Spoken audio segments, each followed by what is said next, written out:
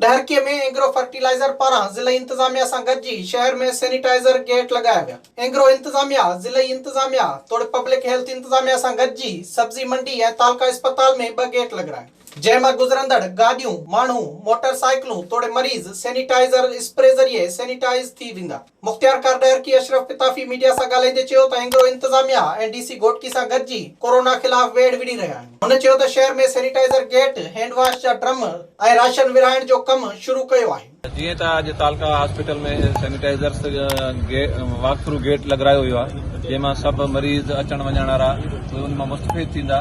ऐं उन खां पहिरियों असां एंग्रो जे तामन सां, हाणे बि हिते एंग्रो जे तामन सां पहिरियों सब्जी मंडी में लॻायोसीं, हाणे तालका हॉस्पिटल में लॻो आहे।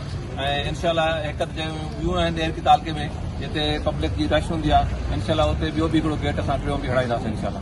हुन चयो त एंग्रो इंतजामिया 1500 राशन जा थेला विराइण लाइ ॾिना आहिनि, जेके जल्द हक़दारनि में विराईंदासीं। विज़िट कयो अवामी आवाज़ मीडिया ग्रुप जी वेबसाइट awamiawaz.pk।